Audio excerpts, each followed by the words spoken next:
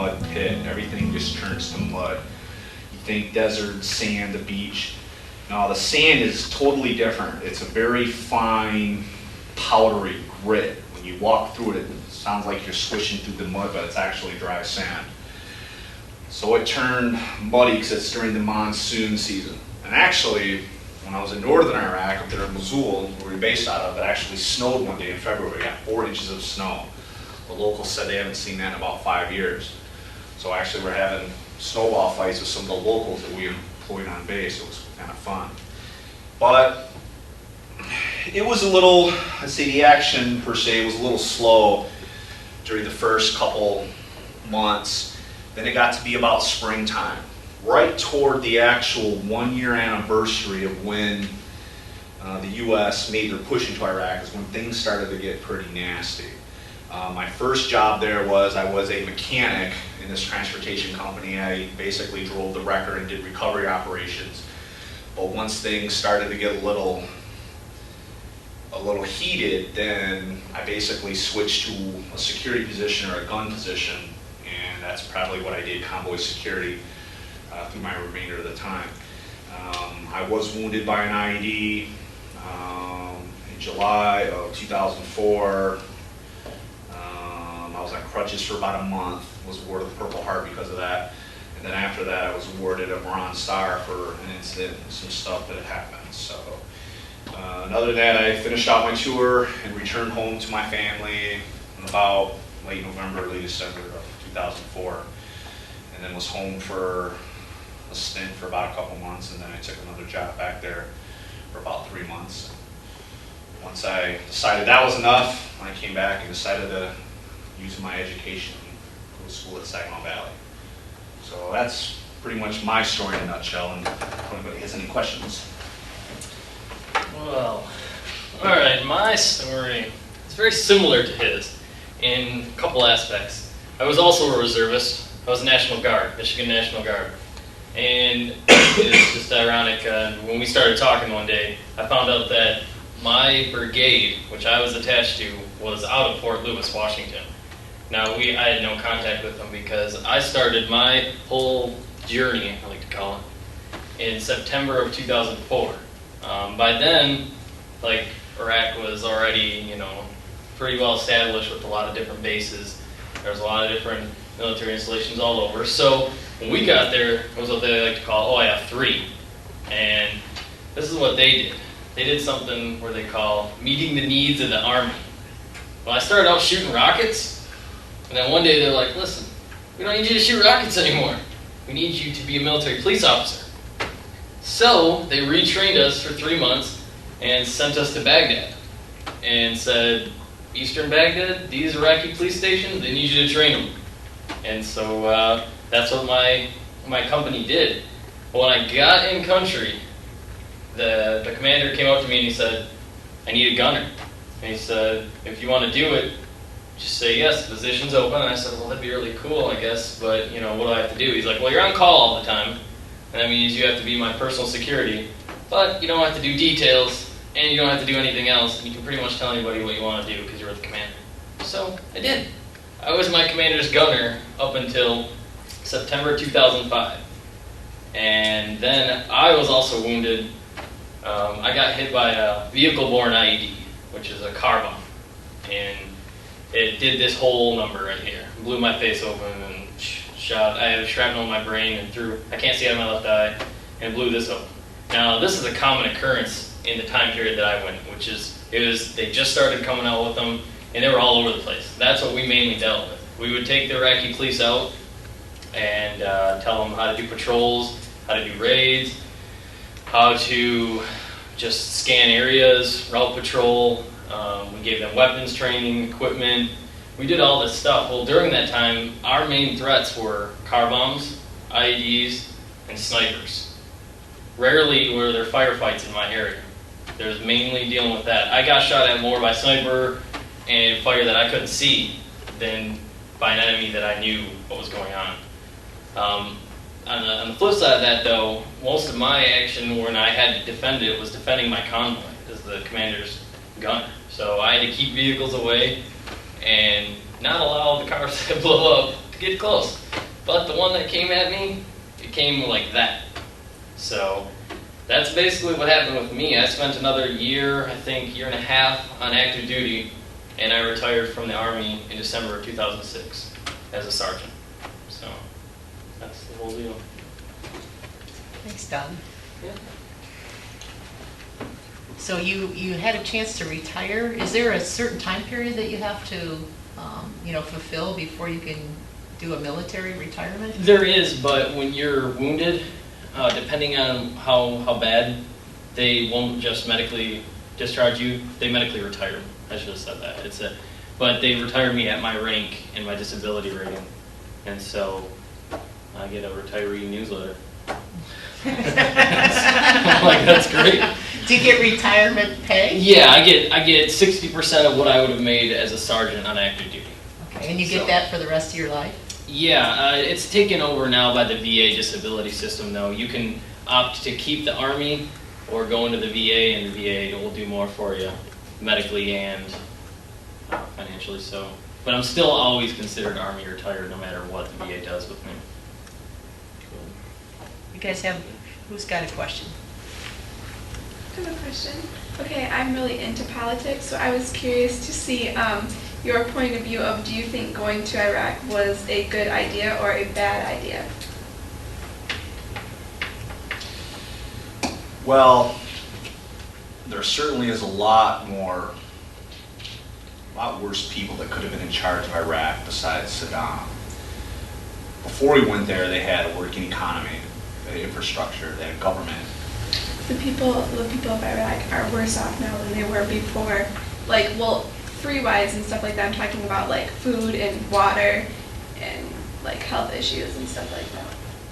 Well, I mean, I guess our intentions were good. We're going to go on and we're going to give you democracy where you can be free. And my opinion is freedom really free if you force it on somebody? So, they've lived in this type of totalitarian government for eons and eons, and this is what they're used to. The Muslim religion is based on, I don't want to say a dictatorship, but having somebody, more of a monarch type control. And for us to come in there and try to change that, I think was not really a good idea. In my opinion, what would resolve, this big mess that we have over there is basically for the United States to ask another similar type government with similar beliefs and similar religions to come in there and aid them and aid the Iraqi people in establishing, what they deem as a suitable government.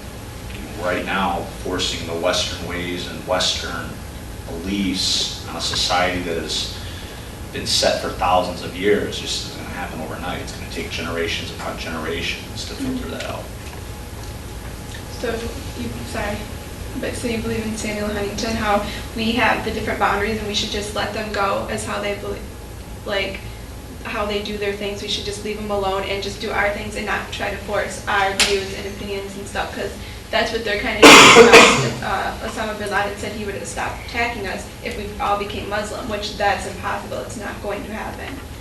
Well, I think at this point in the game, it's kind of like their social responsibility to do something with them. Yeah. But is forcing democracy on them the right answer? I don't believe it is. Well, another thing I'll say this is, a lot of that stuff started out, it could have been construed as forcing, but they voted themselves. We didn't force them to vote. We didn't force them to go to the polling stations and vote leaders in. We didn't force them to do a lot of that stuff. And the reason behind going to Iraq is very complicated. It's not so much as like we just came there to go, like people want to say oil, or we came over there just to do what we wanted to do, and that's not even it. I mean, I know for a fact that there were so many different reasons that we were still there. I mean, we found, many different Al-Qaeda training camps, weapons cache, a lot of links to terrorists that to say that we weren't there for a reason would be wrong. I mean, that was the reason.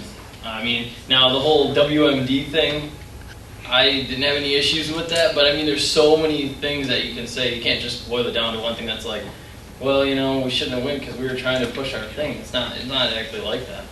It's not. Before we went into Iraq, they say there was no, Al-Qaeda was not in Iraq because Saddam Hussein did not want them in there so he can protected his borders. And now that we opened Iraq up, that Who says this? It's from my teacher, so what my teacher is telling me. But What kind of teacher? my world politics teacher. Have they been to Iraq?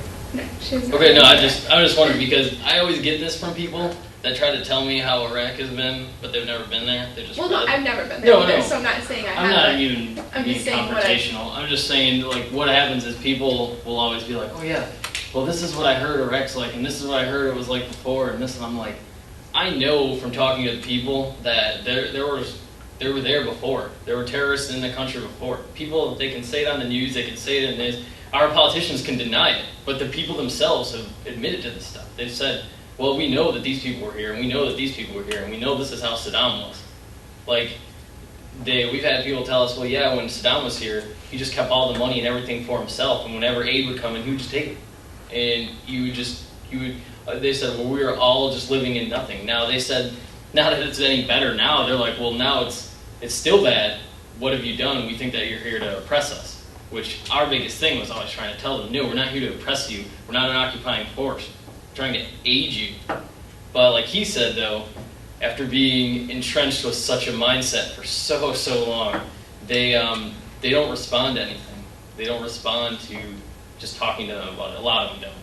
And it's hard to get through. You know, it's like the Iraqi people, you know, they're in a lot of ways are just like you and I. You know, they have jobs, they have to go to work in the morning, they have bills to pay, they get all bent out of shape when the electricity gets off. You know, how many of you guys get irate when there's a traffic jam and you have to be somewhere? You know, that's just how they are. You know, the traffic's backed up for miles because the U.S. military has a roadblock up there, or something happened, or there was an IED and we got the road shut down, and you know, so it's kind of the reason that, you know, they're very nationalistic and this is our country and, you know, you guys are invaders and we want you out.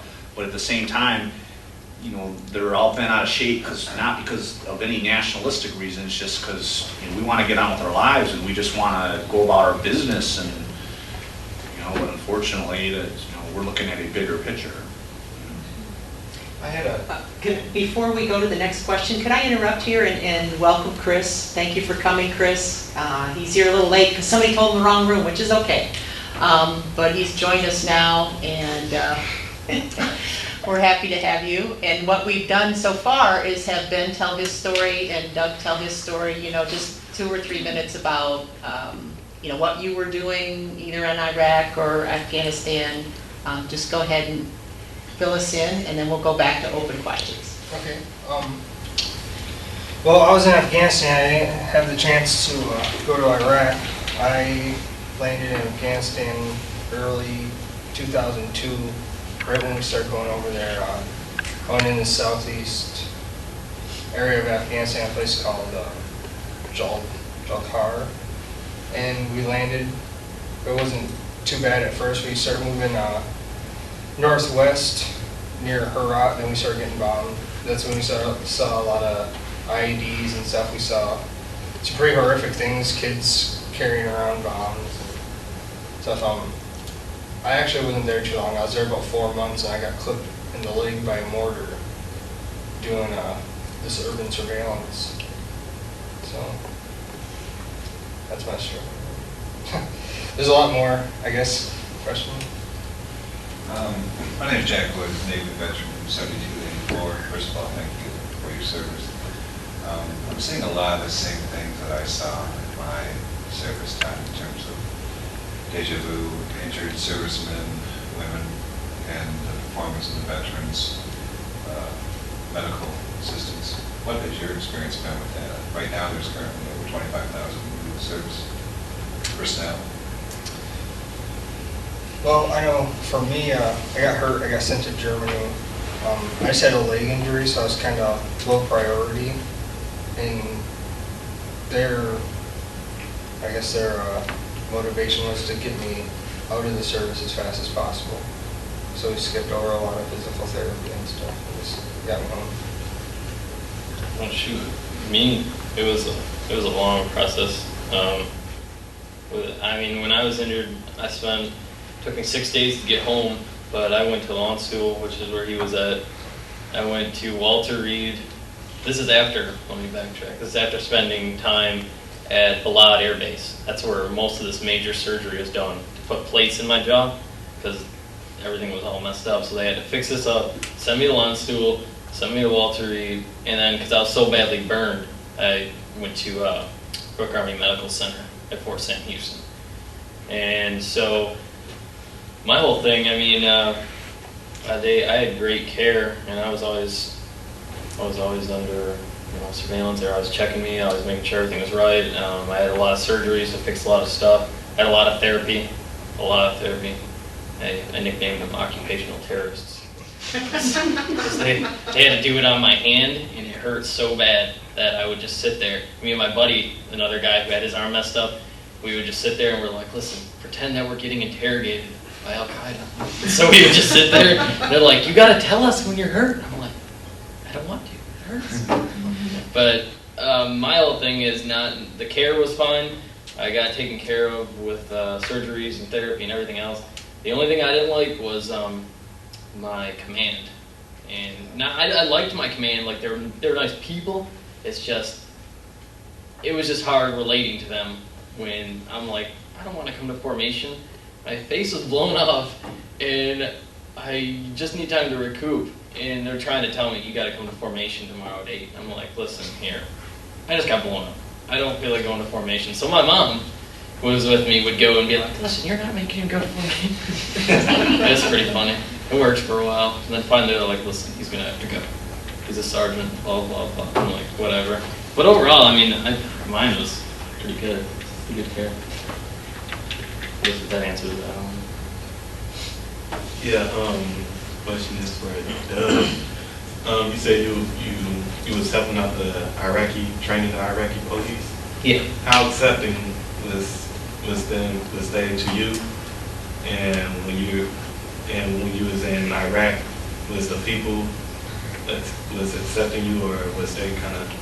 You mean accepting as in like they were just cool with us, they liked us type thing? Yeah, like did they kind of like made you feel uneasy since you was there, or? Yeah, well the Iraqi police were, a lot of them in certain sectors were really great guys. They understood their training, they understood their job, and they took the job seriously.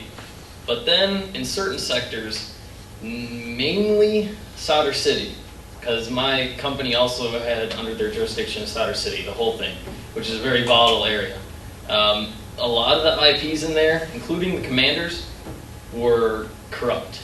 I mean, when you're the military police having to detain the people that you trained or are supposed to be patrolling with you, that's not very fun. So they weren't really cool with us in there. Some of them were okay, but they're double-crossed in Sadr City. Not all of them. Just there was some select few. And then the people, though, it just corresponds with the sectors. Like if you ever come across a place called New Baghdad area, that's in like central Baghdad. That is the area where the people were cool. They liked us. They were fun. They would be like, "Oh man, come on." And the Iraqi police they knew how to do patrols. They would have no problem with it. They would just do stuff. It would be great. Then we'd go up to Sadr City again, and kids would hate us. There were anti-American slogans everywhere, flags that were like, there were paintings with flags that were on fire, like it was being burned. And then we couldn't get them to do patrols because half of them were with like Mahdi Army. They wouldn't want to go fight their own. They wouldn't want to fight. And then my favorite thing, the kids. Okay, kids, crazy in Sadr City. They used to throw all the time, everything they could pick up, anything and everything. I had one time a piece of cement thrown and hit me in Kevlar. And I got so mad at that kid, I was like, you're going to arrest your parents. I mean, he threw a piece, and these kids are not nice. They're vicious. They're out to get you.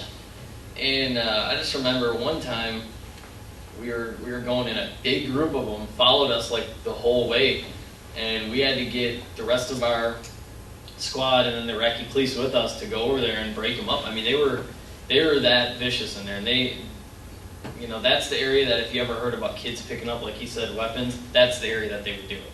They would, anything they could, if it was a firearm, if it was an explosive, if it was a rock, if it was an onion, get hit by an onion, that was fun. So, yeah, that's basically how they accepted us in certain areas. It just depends on where you're at. I got hit with camel poop. Yeah. Food's fun too. That's good stuff. Did you guys see a lot of camels? It's a silly question, but.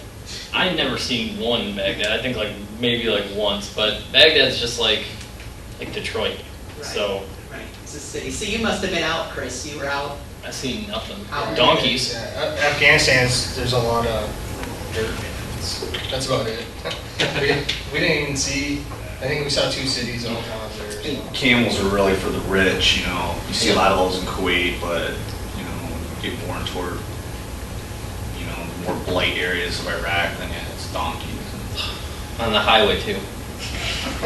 And you're trying to go 60 miles an hour and a donkey's hauling a cart of watermelons, and you're like, heck. Ben, you received 2 medals and you did your time over in Iraq, and you decided to go back as a security consultant or work for some other contractor. Why? Well, I mean, you know, imagine that you're going 100 miles an hour every day, and you come back to nothing. It's pleasant at first, but then, you know, you get this empty feeling. And so I guess that's why I made the decision to go back. The money was great, but then, you know, you start seeing and doing some things that you realize, you know, it's not worth money anymore. That's why I quit. So. How were your feelings about that excitement? Oh, it's you get addicted to adrenaline. I mean, you're addicted to it. But I think one day you realize, okay, I'm done. This isn't fun anymore. I've had enough. You know, when you're able to leave on your own, then you can. So, you're as a soldier, you can. You're there for duration, but being employed is a little different story. So, Dangerous for you? oh, very dangerous. Yeah, that's why I quit. I just seen something. Convoy was on the security convoy. Vehicle in front of me ran over an IED, just totally obliterated it. I could have been on that very easy. Just imagine what vehicle I hopped in. So I was already blown up once by an IED, probably a year ago to that point, you know, when I was a soldier. And here I am, I was doing the same thing. It's like, well, money's not worth it, so cash me out. I have 2 other questions. One, was there any beer? I know you couldn't drink alcohol in countries, but I'm sure the military took care of that. Oh no, general order number 1. Yeah. No alcohol, Don't drink. no drinking. There's no consumption of alcohol when you're in that region. It's not to say we didn't get it, but we couldn't get it legally. Drugs in Afghanistan. Opium was, I was in military police, and we actually had 6, in the 4 months I was there, 6 military police get pockets opium. Run money. Yeah. Drugs. I don't think you really do it for the money because you can't smuggle it out. I mean, that's just dumb to try. I think that's probably a soldier's way of coping with that, was, you know, to turn to that. Well, I don't know. I've read some reports where they have them smuggled out. It doesn't matter. Well, you can. I'm not saying you can, but you know, probability has to be on the low side. Yeah, it's one of the reasons we went to Afghanistan besides help the Taliban was also to see if we could cut down on the production. I just read the paper the other week that they're having a bumper crop here. I don't think that part was very successful, but never thought it would be that. I find it frustrating. Yeah, every time that somebody got caught is always in the middle of something important, so we'd have to stop and take care of our own problems before we could go on with the mission. That alone was the biggest problem with it. Just couldn't seem to get anything done with everybody getting in trouble all the time. Just couldn't do anything. I was just wondering, like, if there's any services or anything else that is, since you guys have been home to help you cope with everything that you've experienced. veterans organizations? Oh, yeah, they I mean, mean, what? you know, they give you, or they give you access to counseling. You know, obviously people have, you know, a variety of different things, that, post-traumatic stress disorder or, you know, whatnot. I can probably say I got a mild case of it, like, you know, I don't like hearing loud noises or gunshots or, you know, I don't do 4th of July fireworks anymore, because it's not that, you know, I find myself flinching, you know, every now and then when I hear you know, the ventilation system kicks on, because it sounds like a concussion report or something coming back, and, you know, I don't get up and jump around the room, but I can just, you know, feel myself ducking or, you know, looking around, or when noises or something start to happen, I just feel my blood pressure start to rise, and it's something I really can't control. You start to get angry. Me being a reservist currently, you know, we got to go to the ranges and still have to qualify twice a year and do that. And being out the ranges, I can just feel my blood pressure start to climb up, and, you know, it's interesting to talk to other veterans, and it's like, yeah, I'm like that too, you know. So no, I'm not too crazy, it's just. Smell gasoline gets me. I always start sweating, get nervous when I smell gas. I just get angry. That was my biggest problem. Like, because when you're used to, like, telling everybody what to do, because I was always the lead gunner, and in Baghdad there's so many people, so it was always me, like, yelling at everybody, and then telling the Iraqi police, go here, do this, do that, do this, you need to do this. So then I get back here, it was like, everybody's just like, chill out. And I'm like, no, you chill out. So I'm like, listen, don't mess with me, all right? Seriously. You know how when you're driving down the highway, Exactly. you know, you see some junk alongside the road, you kind of steer Stuff away like from that. it, you know, abrupt lane changes, and try to explain it to the cop. He's like, right. I scan the bridges still. Yeah, I'll 'cause- scan the bridges. I don't like people walking on the overpasses, Yep. you know. No, that's stuff. Still drink a lot of water. Force a habit. That was a good habit, though. Could you guys talk a little bit about the fear, you know, just for, you know, all of your fellow soldiers? Is it continuous? Does it ever let up? Does it depend on what you're doing? Is it even at night, you know, sleeping? You know, the fear and then maybe the anger that goes along with that. How do you feel? I mean, I tell you at first when we started going from day missions to night mission, I did not like that. But then I found out, or, you know, after about the first couple weeks, I was like, I kind of like this because you're out there in pitch black. Well, I mean, if, you know, I can't see you, that means you can't see me. And we had the better technology, the night vision, this and that. So I kind of liked doing the night missions. Plus, it was cooler. You weren't running in the 120-degree heat, you know, and so I think it was a little bit better. I felt a little more at ease to it. Plus, you know, out in the dark, I mean, you just kind of get used to it. But the fear, you know, and I explained this, and I'll tell you what, after I got hit, and it was my first time to go back on a mission, I tell you what, to climb, or even after somebody else, or you just had a big incident or something like that, you have to make yourself physically open the door, climb up into the vehicle, make yourself move and get behind that gun and just sit there and be like, all right, I gotta make myself do this, and you make yourself continue the mission. Tell you what, that takes a lot of drive. Yeah, with me, I mean, I didn't have to experience that because once I was hit, I was out the game.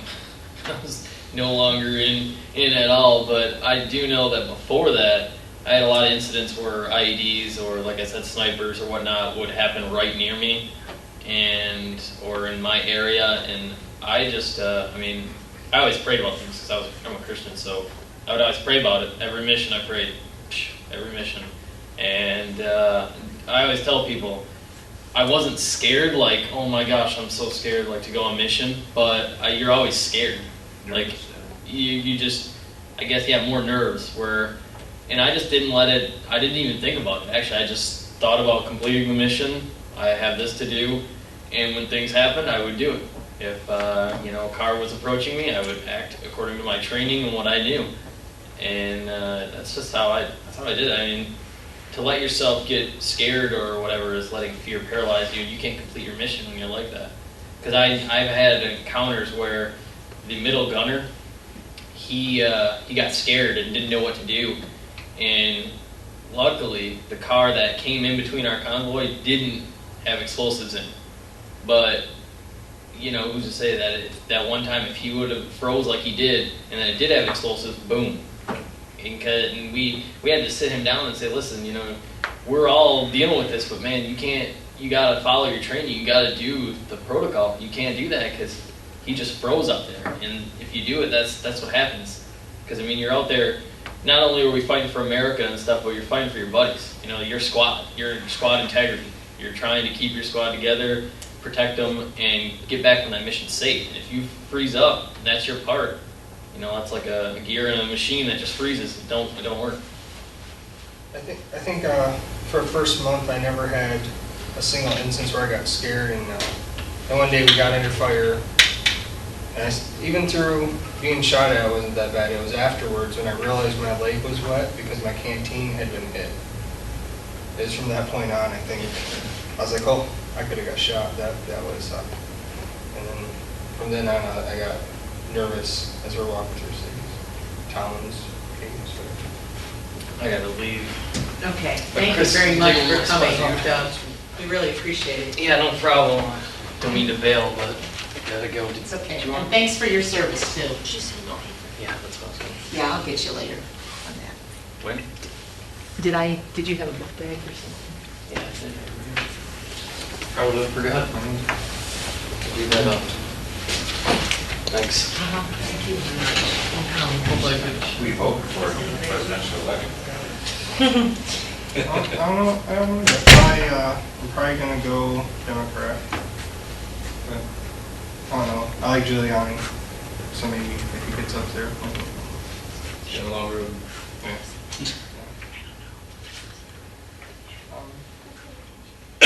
I had a cousin that did a tour of duty in Iraq, and he's out now and works in California somewhere, but he said the biggest thing that Americans in general don't realize is that it's actually a pretty small number of people in relation to the population that are causing the problem. And most people just want to go to work. Most people just want to make a living and have food on their tables and provide for their families. And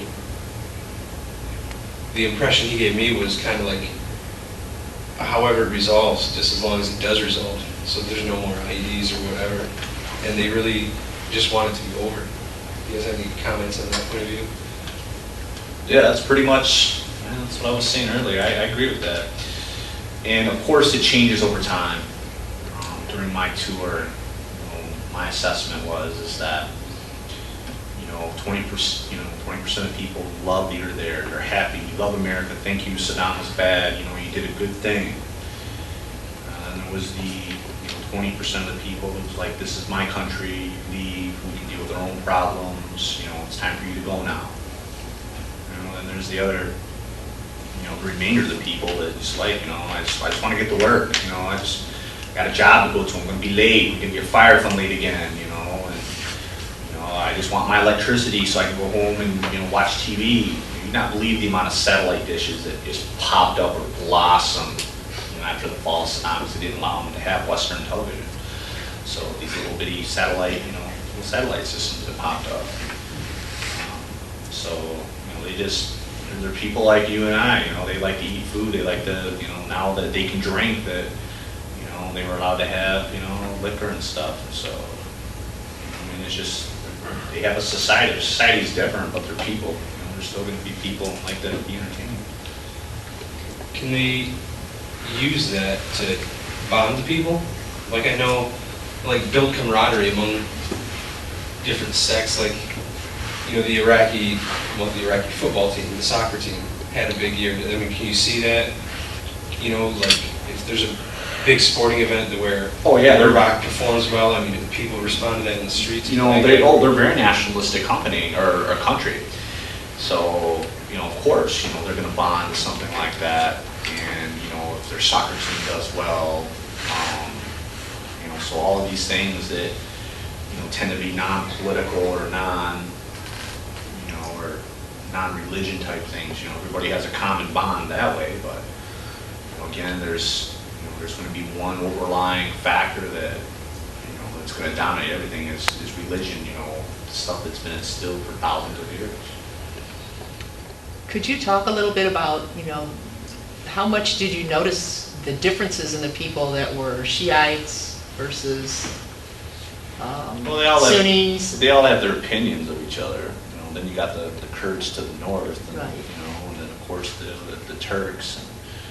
And it was funny that after a while that because what I did was I was in a transportation company, and when we first got to Iraq, we were hauling around our own supplies, taking supplies to U.S. this base to this base. Well, pretty soon, we started hiring local nationals to do it for us, and we were just security. So we'd have 8 U.S. vehicles in our convoy against these 50 trucks, and our convoys would be spread 5-6 miles, and hauling these mass supplies. And I remember when we used to get to these places, we'd have to park the trucks, and we'd have to, okay, look at the trucks, okay, put the Iraqi trucks over there, okay, because they can't be with the Turks, because that night they'd fight, and they'd get their whiskey out, and they'd get all crazy, and so we'd have to just, start policing them up that way, and start babysitting them, and so we'd have to watch where they're parking. We'd have to go patrol between them to make sure they weren't starting fights with each other. And it's just, so when you do start to get, Shia and Muslim, Shia and Sunni together, and for the most part, it wasn't really all that bad, because they knew they were there to do a job, and if they started acting up, we'd fire them and boot them right out. So they were pretty cool with it and everything. And you just had to walk through at night to make sure they wouldn't get too crazy. And in the morning, you look around and see empty fit bottles everywhere, and you're like, man, these guys are going to be wrecking their trucks today,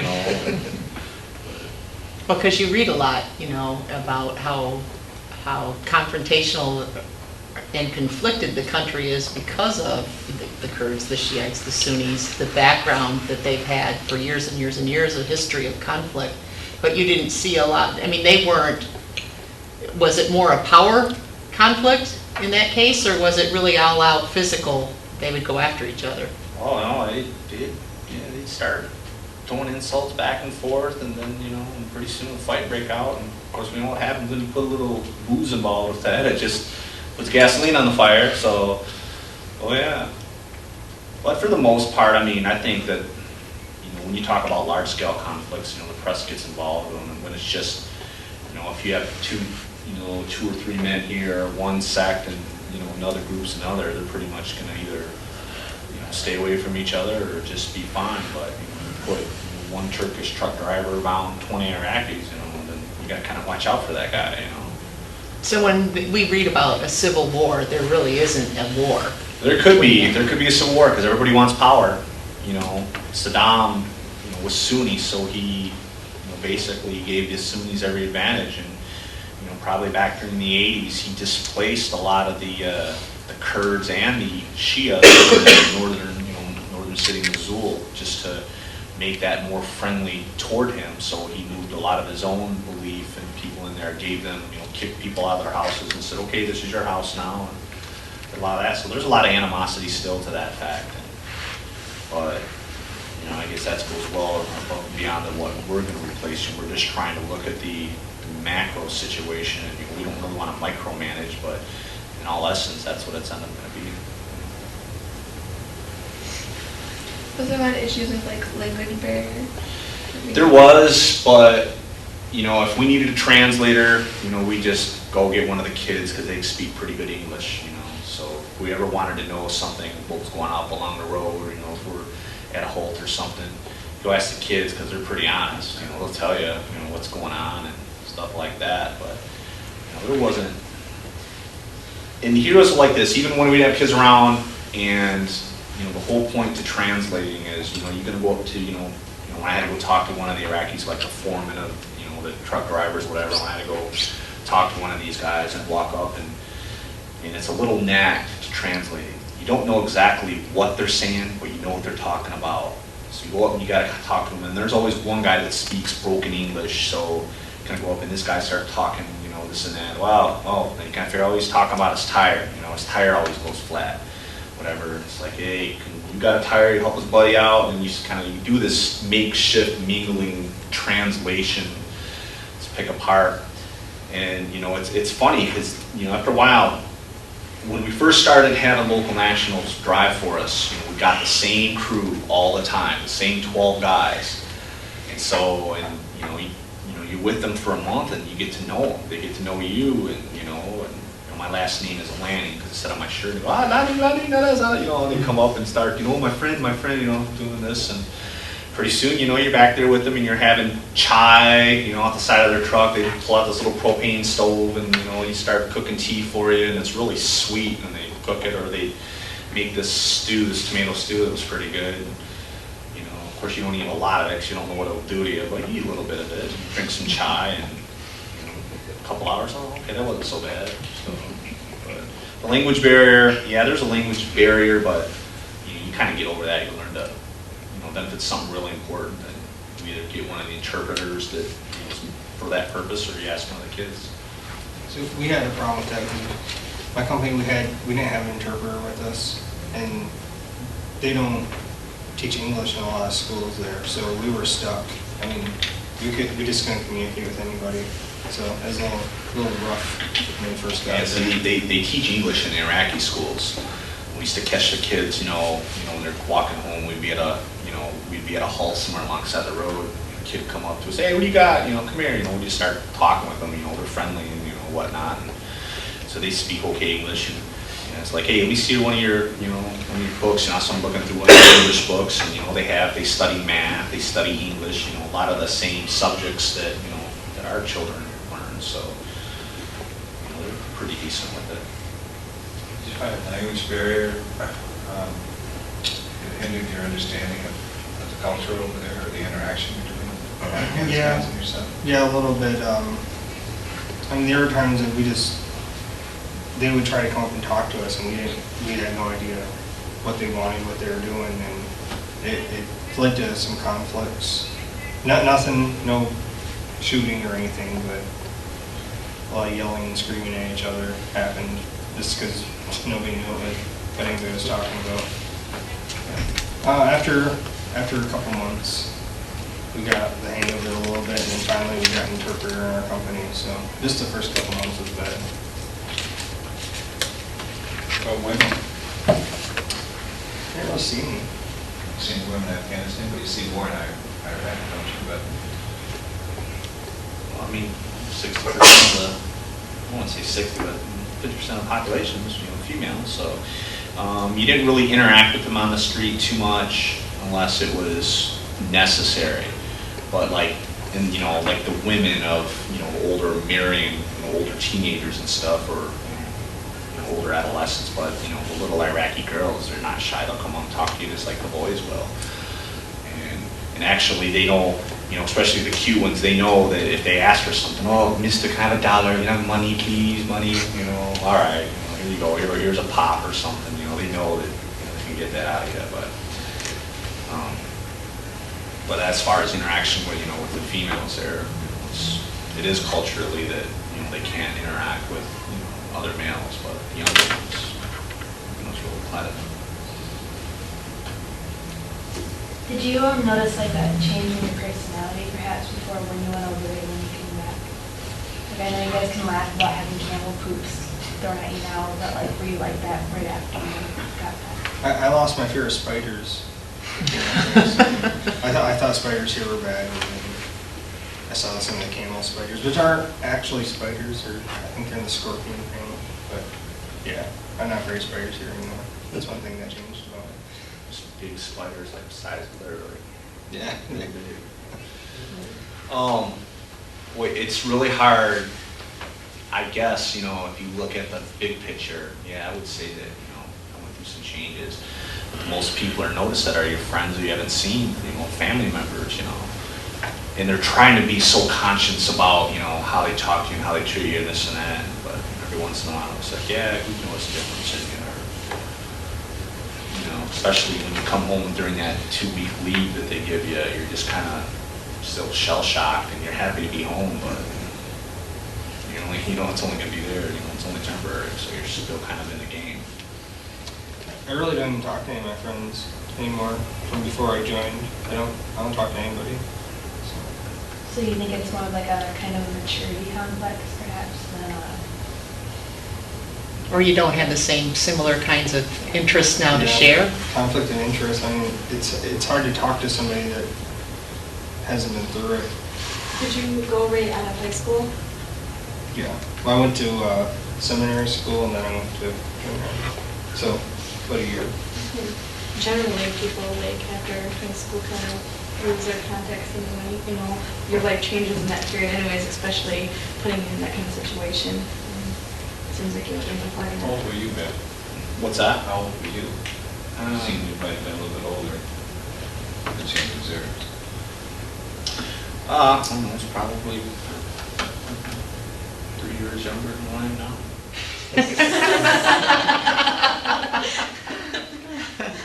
You're worse than me, Ben.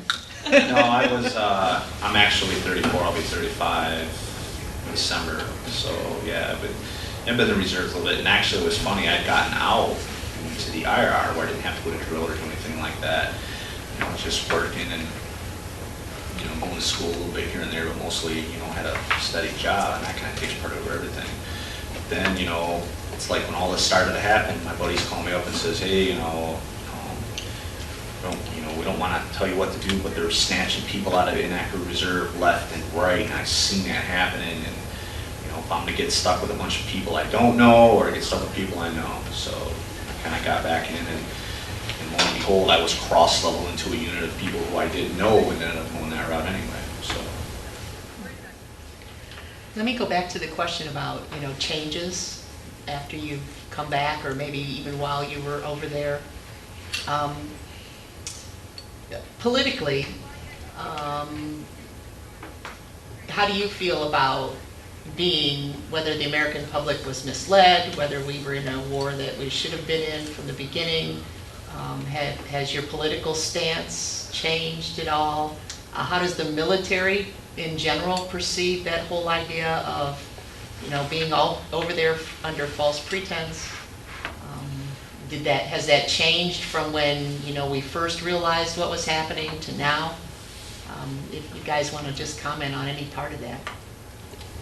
I think as a whole, with concerns of Iraq, the military feels that maybe we shouldn't have gone in there for reasons we did, but now that we're there, we should finish the job.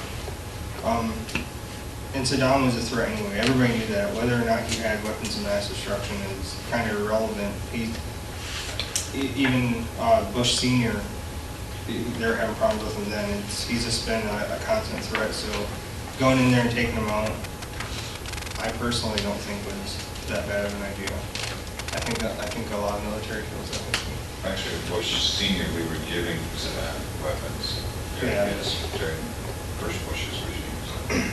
Well, I don't think Bush Sr. was giving weapons. Actually, Ronald Reagan was giving him weapons to fight the Iranians.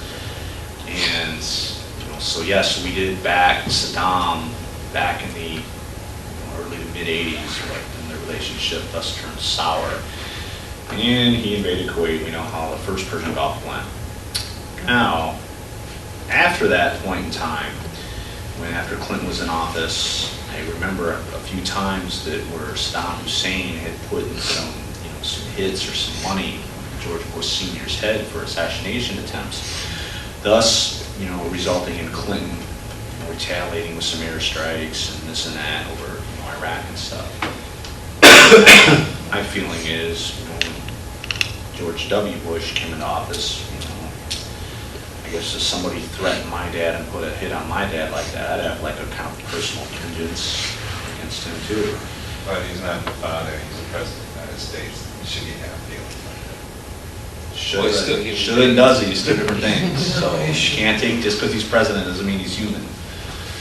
Agree with you there, So- I'm not sure about that. Whether he did readily or not, I don't know. I'm not saying that that was the whole case, but when you add a little human perspective on something like that, two and two, it would kind of make sense. As far as weapons of mass destruction, that could go either way. There was a lot of sand, a lot of desert in western Iraq where you could go dig a big hole dump a bunch of stuff in it, bury it, mark it with the GPS. 2 days later after the wind blows, no trace of where, whatever. You know, you guys remember hearing of finding like big jet fighters buried in the sand that Saddam had tried to hide? You know, so he did the same thing with his jets that didn't make it to Iran. So we did the same thing with those.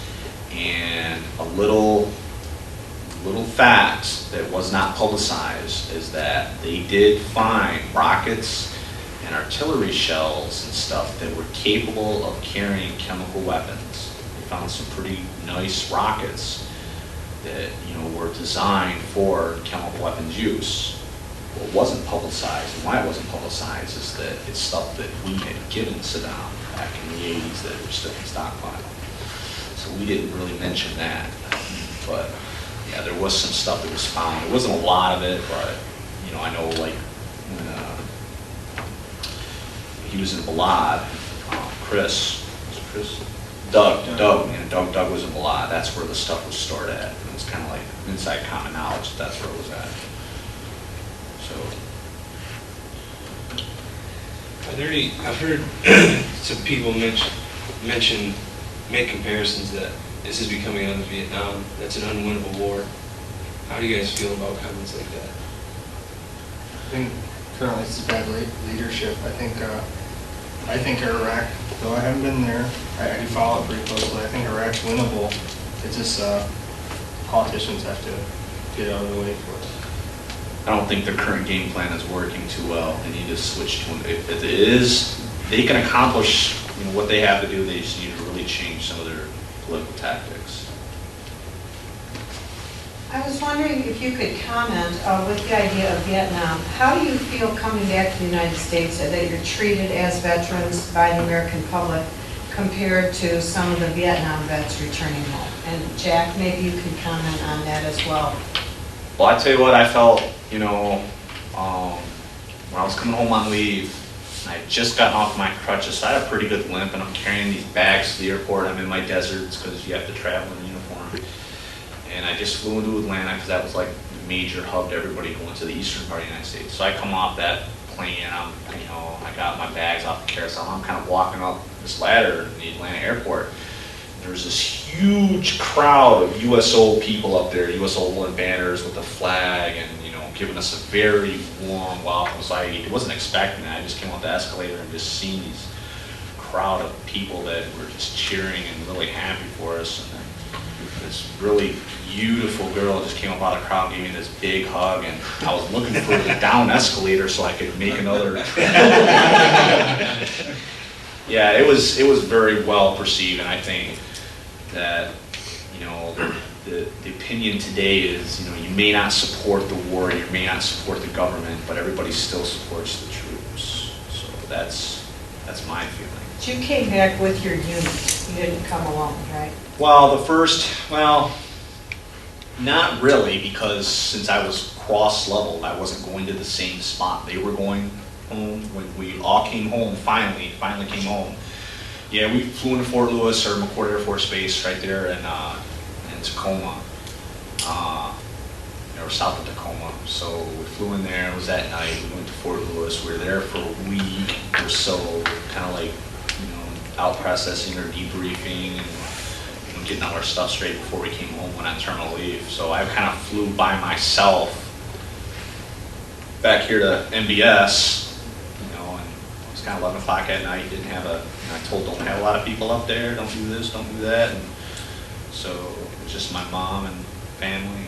When I came home the first time on leave, all my friends had gathered up there. I probably had like 30-some people in that airport. But I said the second time, I didn't want a big crowd. I just want to come home. I flew home alone. I never took leave, so I came home once, and nobody knew I was coming. I even called family, so I got there. It was quiet. It was nice. Were you traveling in your uniform or in civilian clothes? I traveled in my civilian clothes. Didn't want the attention. And how do you feel now when you're at Delta, when people find out you're a veteran? I think for most part, students don't really care either way. And that doesn't bother me at all. The teachers seem pretty interested in the most part. They always want to hear something, stories. Overall, I think the city's pretty good. They have great programs out compared to like Vietnam vets who came home and had nothing. I came home and I'm getting disability pay. I had a severance pay.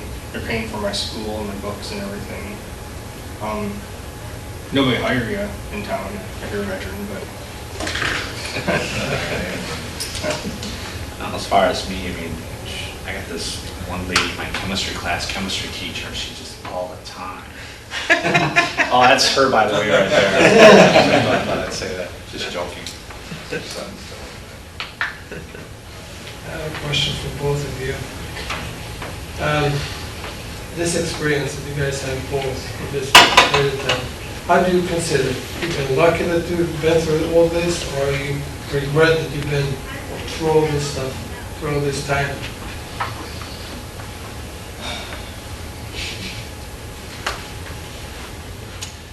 They go both ways. Yeah. It's How do you consider it? I kind of don't, you develop a lot of close bonds, friendships.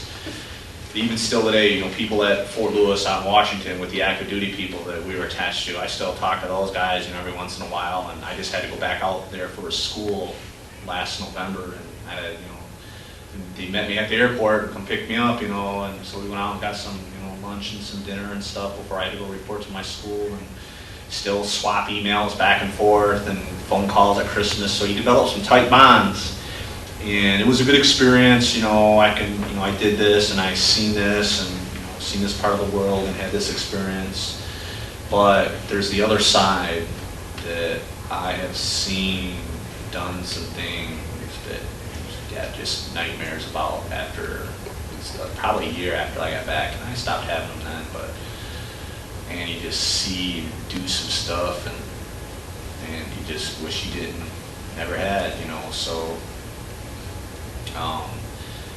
It's like I tell people that, they know people who are coming back, and I'm like, well, if they're looking for stories to tell around the campfire, it's not worth it. Be glad that you did have this tour in Kuwait, and you weren't in Iraq, or you did that. They feel that they're missing something, or they want a piece of the action. I'm like, yeah, you'll have a few good stories and a few excitements to tell, but there's always going to be that one bad one that just totally haunts you forever, and I had to, do first aid, call combat lifesaver, somebody gets hit, and I remember this one kid, nice kid, and I thought he was going to be fine, he had IED, and he took a pretty good hit in the leg, and, so putting IVs in him, talking with him, and he's talking back, he seemed like he was fine. We put him on the medevac came in, we put him on the bird, he's like, it'll be all right, he's going to have some leg problems, but it'll be all right. So we finally got to go in later that night and said, hey, how's this kid doing?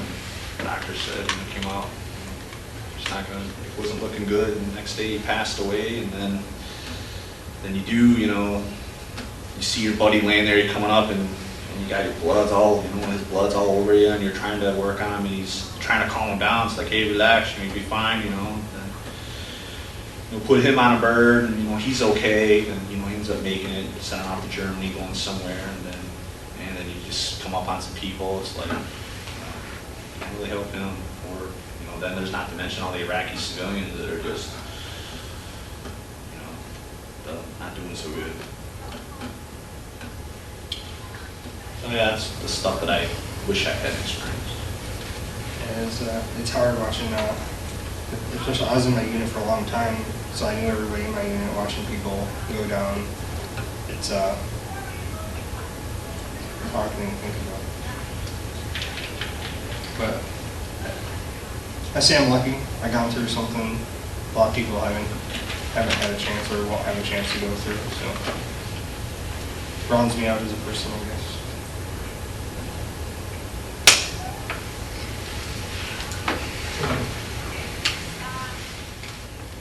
So just to pick up a little bit more on your experience in coming back, I don't know how much you guys, spent time in a VA hospital or interact with older vets, guys that maybe came back from Vietnam. Do you have any perspective on, the difference between coming back from this war, or even coming back from Desert Storm, or coming back from Vietnam? I know I'm asking you to kind of go beyond what your experience was, but have you talked to some guys? Like, you're in the vet office, right? Ben, is it just Iraqi and Afghanistan vets now that you deal with, or all Yeah, of them? usually that's probably the majority of the people. I'd say 99% of the people that we deal with. But I have an occasion that me and my wife went to the VFW and chit chatted in there, because I just get letters all the time, or hey, come on up, or so I go up there, and some of my other buddies I was with, or who have also been deployed over there. So we go up and have a couple beers and BS with them. But their society and culture was different during that time, and I think they had to fight 2 wars, one there and one when they came back. So I guess I'm fortunate enough in that respect that society has kind of given us some support. But they have the same the same shell shock, the same once that you filter out the cultural or the society differences, it's the same it's the same stuff. So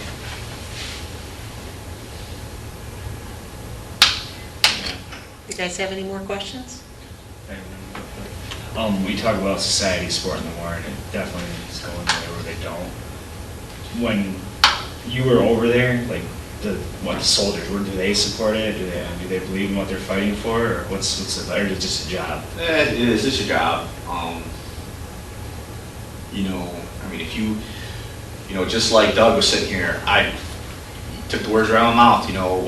When you're out there and when something happens and you're not, right then and there, you're not fighting for the American flag, the freedom, truth, the American way of life, justice, all that stuff. No, you're fighting for your buddies, make sure they're okay, your unit, your group, your squad or whatnot. And, that's number one important right there. And then, you'll look to see, make sure, then you check yourself, make sure you're all right, because you got the adrenaline going 100 miles an hour. Sometimes you don't realize you've cut yourself, or this happened or whatnot. So yeah, the only thing you care about, and to be honest with you, you're going on a convoy and you'll come across another U.S. convoy that got hit.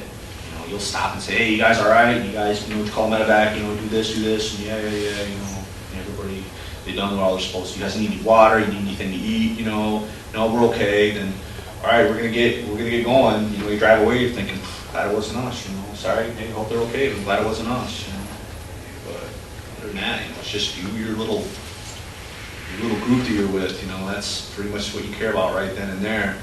And other than that, once you get back on, base, you have a lot of stuff to do. You got to park your trucks, do equipment maintenance, and this and that, and you got to, go get something to eat and whatever. And then you're just tired. You want to shower, and so yeah, you got to treat it like a job. And once it's your time to rest, it's your time to rest. So, but as far as being over there, yeah, the guys that are really ticked off that are don't want to be there are the ones that are having problems on the home front, because their old lady's kind of up and did who knows what to clean out their bank account. And, those are the guys that don't want to be there. And but as far as the real political activists, you really don't too much think about it.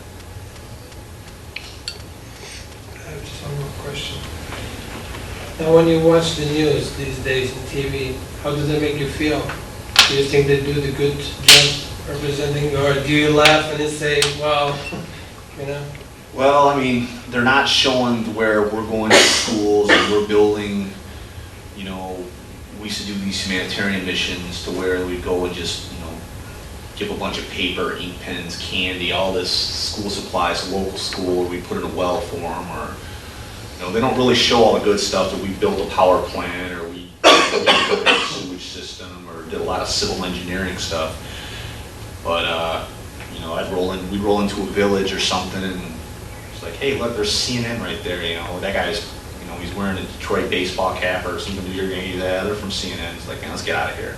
Every time the camera's around, something's gonna happen. So, but yeah, I think the media portrays a lot of the negativity and not the good stuff that we're doing. So. Yeah, I gotta agree with that. I hate watching news and hearing the soldier kill count. It's not helping anybody. They need to keep that stuff quiet.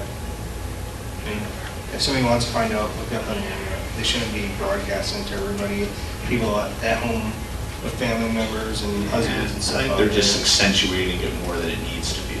Yeah. So, everybody, want to bring light to what is going on there, but there's other things to talk about too. More questions? Okay, we want to thank you guys for coming in today.